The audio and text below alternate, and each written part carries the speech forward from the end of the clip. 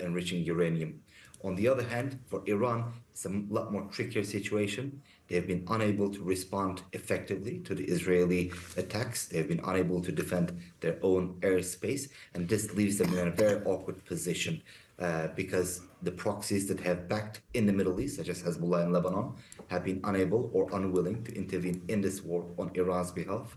And on the other hand, Iran itself seems to have a very shrinking set of options in terms of how it responds to Israel.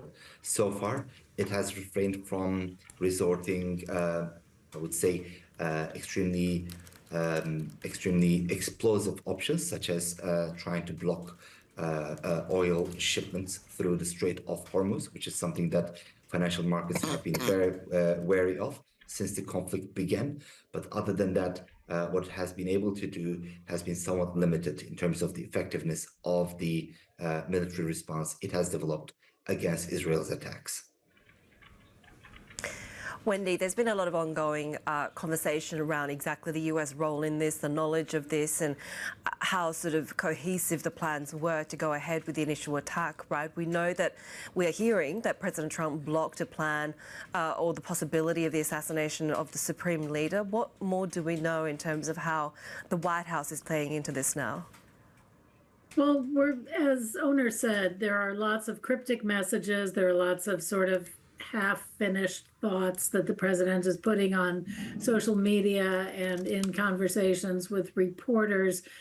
So it's very hard to tell. We do know from U.S. officials that the Israelis wanted to assassinate the Ayatollah Khomeini, the head of state of Iran, and that Trump apparently said, no, you can't do that. That's just going to make things too, too fiery, and then the U.S. might have to be involved.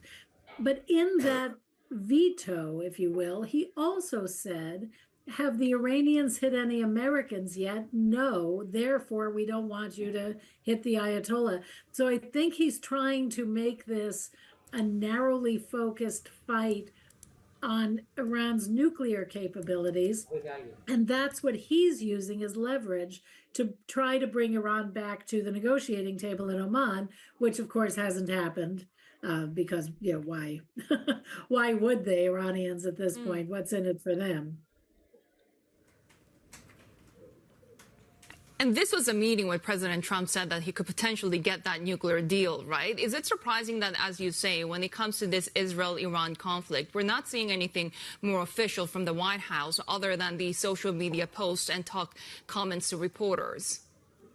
Well, that's how the president of the United States communicates with people, through social media posts and with reporters. He doesn't really do the, East Room news conference unless he has to with a foreign leader. But the White House has made it clear that this is not America's fight, and yet they wanted to resolve peacefully. And Trump sort of suggests that at some point, if it gets to a certain point, he'll step in.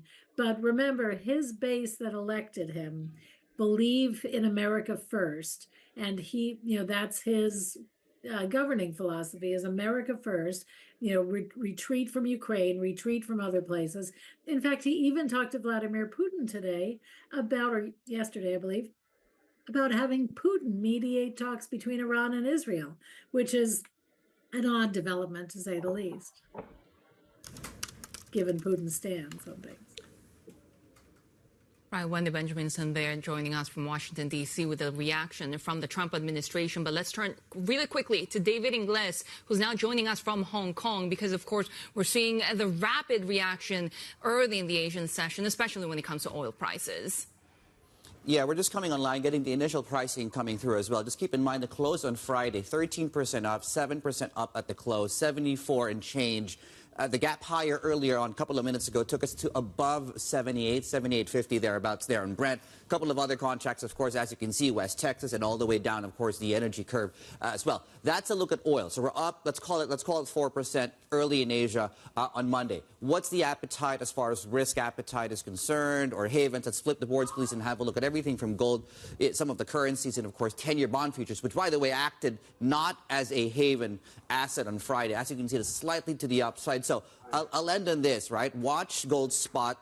3,500 was your all-time high that we hit back in April, late April as well. It's risk off, but it's not a stampede towards the exits just yet in the early goings of Asia. Back to you guys.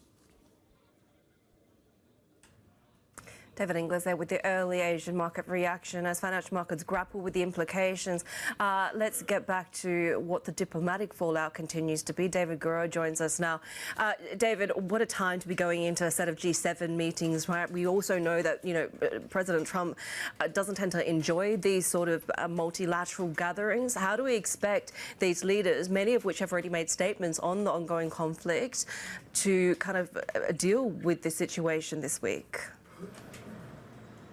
Well, you're right to bring up his attitude toward these meetings, and everyone here is thinking about what happened in 2018 when the G7 was held in Canada, and it ended in a fury as Donald Trump tore up the communique and left in a peak, tweeting criticism of the then Prime Minister Justin Trudeau as he left town. So going into these meetings, all these members of the G7 and these other nations were walking on eggshells, it's fair to say. They were being very careful in sort of what they proposed they would talk about here, what these meetings would be about. Now, of course, this conflict in the Middle East has changed the calculus completely. It looms large over these meetings. And you're right, in the run-up to these meetings, which start tomorrow, we've seen a lot of bilateral conversations happening by phone among these world leaders. And if I could kind of synthesize the overarching theme of them, it's urging Israel and Iran to de-escalate. That's the word that we see over and over again. And picking up on what Wendy Benjamin said just a moment ago, we don't tend to hear from the president directly in press conferences or in statements from the Oval Office.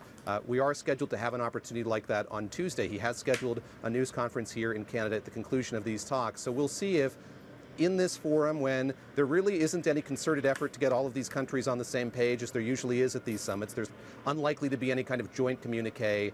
If they will come together and on this issue of Israel and Iran, deliver a statement, a forceful statement of these nations to those two countries to try again to de-escalate the tensions in that region. And David, of course, on top of the geopolitical backdrop, we have tariffs to contend with. What are we seeing when it comes to the trade negotiations ongoing between just many countries, not only with the United States, but among each other? That's definitely the topic of conversation on the sidelines of this summit and will be over the course of these next 2 days. So you see these nations setting up meetings with one another to talk about trade. I think most acutely we saw that between the United Kingdom and Canada. So Keir Starmer, the Prime Minister of the UK, was in Canada for the last couple of days. He met with Mark Carney. They watched a hockey game together. They issued a statement that they plan to work together on a kind of codified formal trade deal going forward. That's very much the tack of a lot of these nations, that if they can't immediately broker a deal with the U.S., they're going to look for new avenues for trade deals. Now, they all do want to broker trade deals with the U.S. And again, before this conflict in the Middle East, I think there was some hope that we could see some of these deals in whatever form inked on the sidelines of the G7. Now I think that expectation has waned somewhat. And just one other economic note I'm going to point out, picking up on what David Inglis was talking about just a few moments ago, those oil prices and the threat of higher oil prices are having a real effect on one other facet of these talks. Several European nations wanted to see that price cap on Russian oil lowered, and now you're beginning to see some hesitation among members of the G7 for doing that at this moment in time because of the fact that oil prices, energy prices could be going up as a result of this conflict. So that's yet another thing that's kind of colored or influenced by that conflict in the Middle East here on the ground in Canada. David Gura, our correspondent for Bloomberg TV, the host of the Big Take podcast as well, joining us from Banff, Alberta, Canada, where we will be seeing those G7 leaders gathering, including, of course, President Trump, who's speaking to reporters at the White House at the moment, saying it's time for a deal. We'll see what happens. So we'll continue to get you the latest across this ongoing Israel-Iran conflict, the implications, of course, for global leaders, for financial markets, for global economy as well. Our former